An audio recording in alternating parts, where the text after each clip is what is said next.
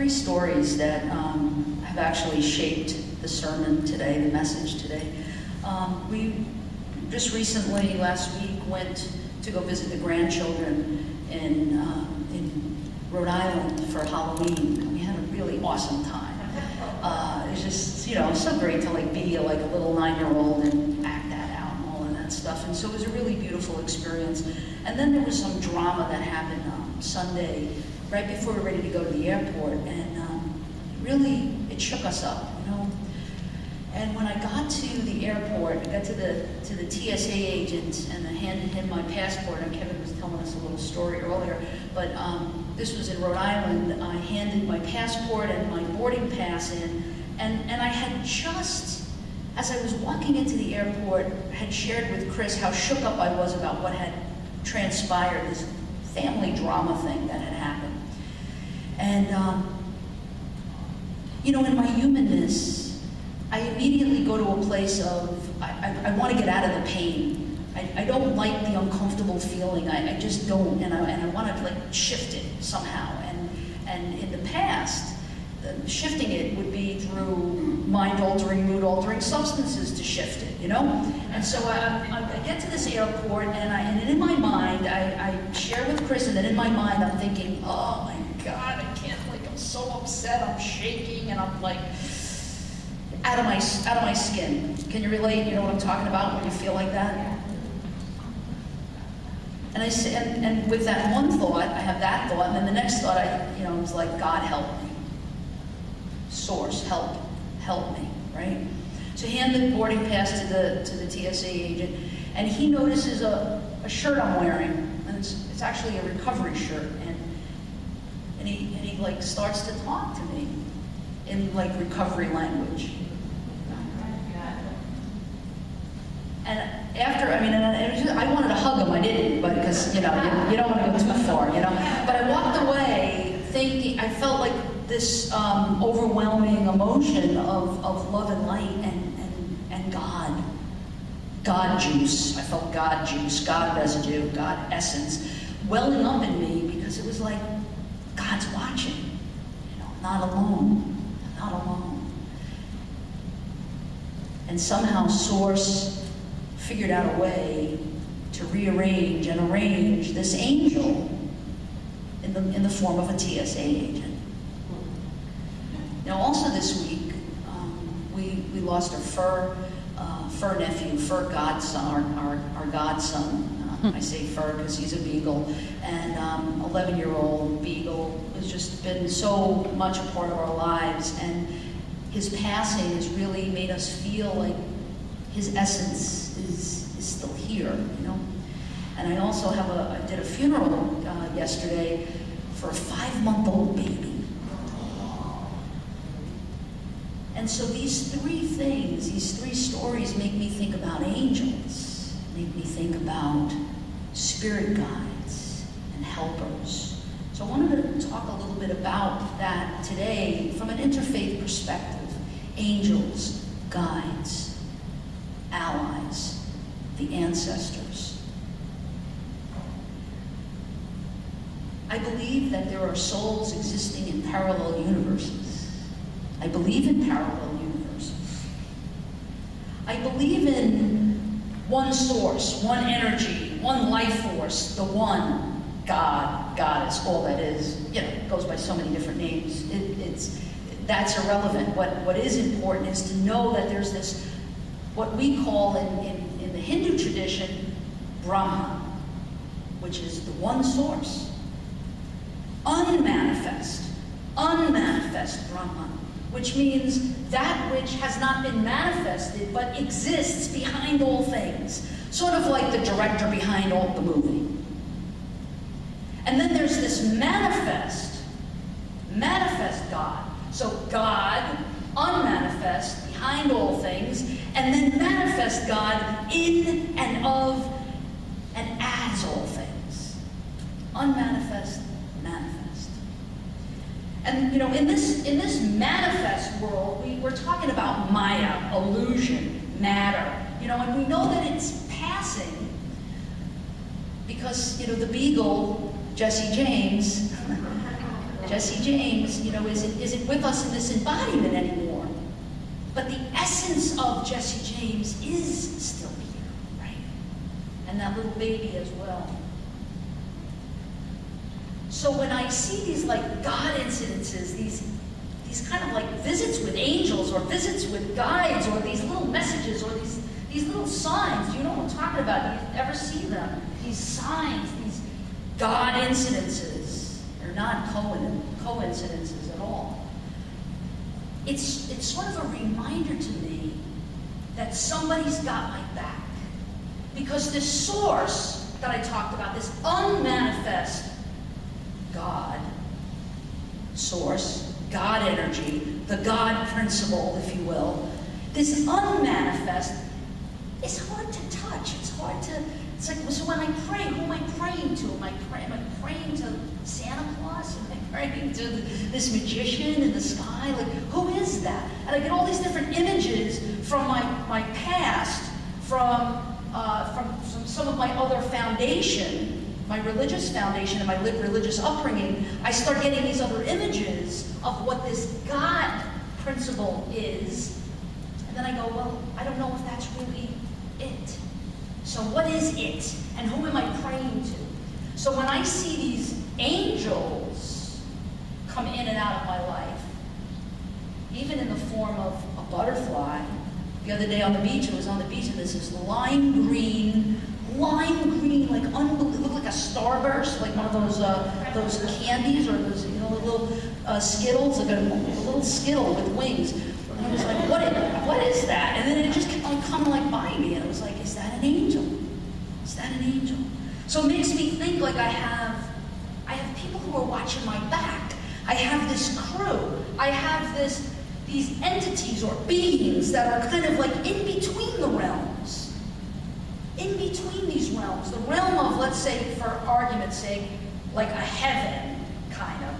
Like, you know, the unmanifest God principle. In between that and this earth, this Maya, this physical realm. I feel like they're kind of like in between. And they hover there. And you have a ton of them, and I have a ton of them, and we all have it. They're like our little wingmen. You know, like Top Gun, you ever see Top Gun, the movie Top Gun? He had a wingman. Well, so no pun intended. You know, I feel like I have a wingman, but I have a lot of them. Now, many different faith practices believe in this stuff. Like, you know, so I'm preaching to the converted, right? So this is the Metaphysical chapel that believes, I don't have to convince you that this stuff exists. That these entities, these beings, these guides are with us, helping us. We're not the only ones that believe this. Many different faiths believe it. Indigenous faiths honor and recognize these spirit guides, ascended masters, angels, whatever we call them. They call them by different names. It's the same philosophy, the same idea. I've been reading, I think a couple of months ago, I talked to you about this book that I was reading in Kabbalah called God is a Verb. Remember that? I was talking about that with you guys. Well, finally now I'm in the book. So now I'm in the book and I'm taking the course and it's unbelievable, blowing my mind because it's the mysticism of Judaism. And what I believe in the Vedanta is the mysticism of Hinduism. And Course in Miracles is the mysticism of Christianity. All of this is the same universal truth. And in Kabbalah, they talk about these 36 hidden saints. You heard of them? You know what I'm talking about? I hope I do this justice. Lamed Vav Tzadikim is what they're called. And what they are is that they are these hidden saints that quietly take on human embodiment at any given time to do their work in this world.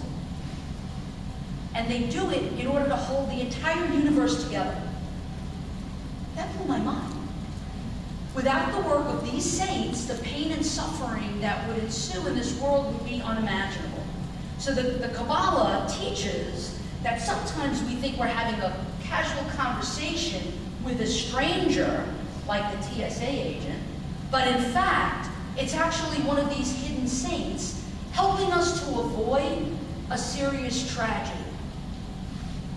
And even more magical is that, in fact, many of us hold the space in our bodies for one of these hidden saints to come in. So sometimes we are a Lamed Vav Zadigim. Say that 3 times fast, without even knowing it.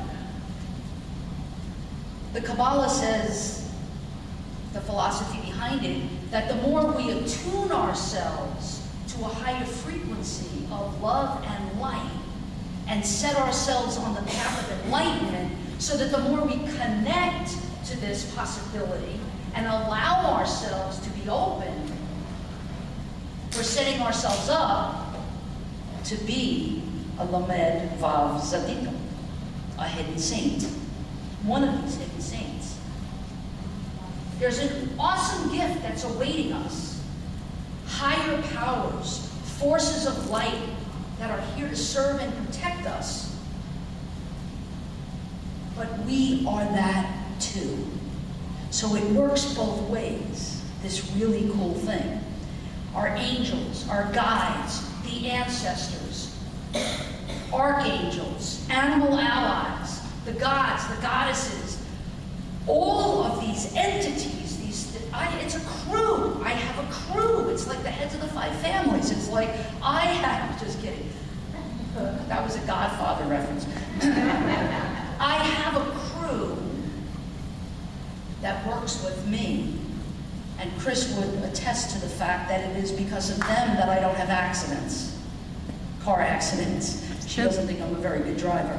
So she says that my crew is like, 24/7 on duty all the time, watching out for me. When I take time to connect and attune and charge these guides, see, it's important for me to connect with them. Literally, take the time out in meditation to sit across from them and first thank them. Thank you for being in my life. Thank you for watching out for me. Thank you for being with me. Reveal yourself to me, because there's many that I don't know. There's some that I do know, but there's some that I don't know. In fact, in a Reiki session, once, I don't know if it was here in this place or in the other place that we used to be in, but in a Reiki session, it was revealed to me that I have a dog that sits here on my shoulder. One of my animal allies. But I have to sit and connect. I talked about this a couple of weeks ago. I can't text God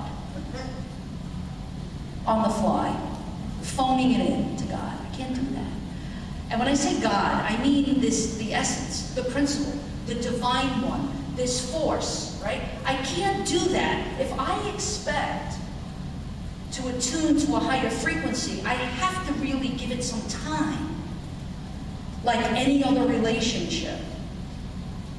I can't Facebook friend the divine.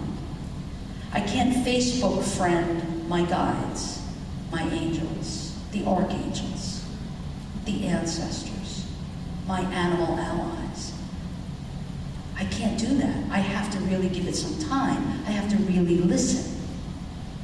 And I can only do that when I'm still. Jesus said, be still and know that I am God. Be still. Boy, our mind chatter. Boy, we're not human beings, we're human doings. We're always doing something. Even, like I do Japa, I do I'm not putting myself down, I'm doing the best I can. But there are times where I'm doing, a lot of times, most of the time, doing my Japa, my beads, my mantra, on the fly. While I'm reading a meditation on my phone, while I'm driving, while I'm talking to somebody on my hands-free. you know, and then I rationalize, well, I'm talking to people and I'm doing good service because, you know, it's a spiritual conversation. No, sit and really connect. Attune. Plug in. Not texting God, not texting the divine, not texting my guides. You know, like wake up in the morning and go, all right, guys, let's go. It's time for work. Let's go check our email. But really sit across from your guides and attune and connect and charge them. What do I mean by that? I mean, like have a roll call. I used to be a cop. I was a lieutenant way back when in my other lifetime. It's like have a roll call. Have a muster with your guides. And let them know that, first of all, you thank them. You're grateful to them for being with you. And ask them to speak to you. Ask them to reveal themselves to you. Ask them to help you. Ask them to reveal to you which one can help you with which task. Because some of them have special talents and special powers. I used to get these signs, and I still do. It's a white feather. I'm sure that I'm not unique in that, right? I'm sure that there are many people that get that. And when I see that white feather on the ground, I know all will be well. It's a sign. The lime green little moth, butterfly, whatever it was, it's a sign. The TSA agent, it's a sign. It's an angel. It's God on earth. It's coming in between the realms. Now, Native Americans and other indigenous faith practices believe that spirit guides are part of a larger spiritual practice contained within shamanism. And we talked earlier before service started about shape-shifting. Well, how Lamed Vav Tzadikim is that? Right? Going in and out of bodies to be God on earth, to be the hands and feet of God. We are hidden saints. We are angels. We just haven't tapped into that potential. Now, I know that there's angelology, and I know that there's a whole practice around angels and archangels. And so I'm allegorically, mystically, metaphysically kind of urging us to open ourselves up to be these saints, these angels on earth. We've heard of the various archangels, and guess what? They're in all of the faith practices. We hear about angels in the Old Testament. We hear about it in the Torah. We hear about it in the Quran. We hear about it in Christian scriptures. Totally makes sense. The Gospel of Thomas, which is a Gnostic gospel, which didn't make it into the canonical Gospels, and that was a political reason. Don't take my word for it. Look it up. You'll see. Do some research on it, and you'll see that, the canonical Gospels, the Gospels that we know, Matthew, Mark, Luke, and John, it was really all just part of a committee meeting that only some people were invited to. But the Gospel of Thomas, in saying number 3, Jesus says, the kingdom is inside you and outside you. Unmanifest, manifest. When you know yourselves, then you will be known. When you know who you really are, when you tap into your mystical, metaphysical essence, the true nature of who we are, enlightenment. That's enlightenment. When you know that you are the blessed self. So these angels, these guides, they're here with us to help us in this thing we call practical reality, apparent reality. In the meantime, while we wait for this enlightenment, I don't know about you, but I need all the help I can get. And also, I remember of why I'm really here. What's the purpose that I'm here? Why am I here? I'm here to love, serve, and remember. Remember what? Remember who I really am. But the love and serve part has to do with me allowing, opening, surrendering to my true potential, to my true nature, to my angelic nature, to my saintly nature. Now, right away, I start thinking that means I have to be perfect. Here's the deal, and here's where I get screwed up a lot. I think that it's my ego that's doing it. I think it's my body that's doing it. I think that it's my mind that's doing it. I think it's my personality that's doing it. And then I get really tired, and I get really overwhelmed. But when I remember and attune and tap into the essence of who I am, which is not my mind, not my body, not my intellect, not my personality, I become an open vessel, an instrument, in the same way that when we do Reiki, and we open and surrender to the power of Reiki and the source from which it comes, we're vessels, we're instruments. And then we become these open vessels to allow these hidden saints to come in, the Lamed Vav Tzaddikim, so that we can become, just for a moment, to a stranger, one of these saints. But I gotta pay attention to do that. I can't do that on the fly. Oh yeah, so listen, Lamed Vav Tzaddikim, come in anytime you want, but I'm gonna be very busy all day. Just come and go when you please. No, it's gotta be this intention that I set. It's gotta be this be still and know that I am God message. So here's a couple of things that I remind myself. Spirit guides and angels can see what's going on in our lives, and when it's time for them to actually guide or intervene, they have ways that they accomplish this. One is they send us signs. So we gotta look for them. We gotta pay attention. You know, at the TSA agent situation, I said to the guy, I said, oh wow, this is a God thing, I said to him. I said that. This is a God thing. What you're saying to me right now is a God thing. And I said, I just had a really bad, like a couple of hours back there. And he goes, God's everywhere, you just gotta look. You know, and I wonder if that guy actually even exists. I really do believe he was a Lamed Vav Tzaddikim, totally. But he had to allow himself to open up and surrender to that. Number two, another way to know about the angels and the guides is gut feelings. You know that gut feeling when you just have that, you're tuning into your own intuition. And that intuitive insight that tells you, look up while you're driving, look up. So, oh, if I hadn't been texting, no, I'm just kidding. Right. Just kidding. People come into our lives, you know, you've heard this, they come in for a reason, they come in for a season. That little 5-month-old baby coming into our lives for a short period of time to touch us. And they arrange and they nudge us, so that there's arranging and nudging that's going on.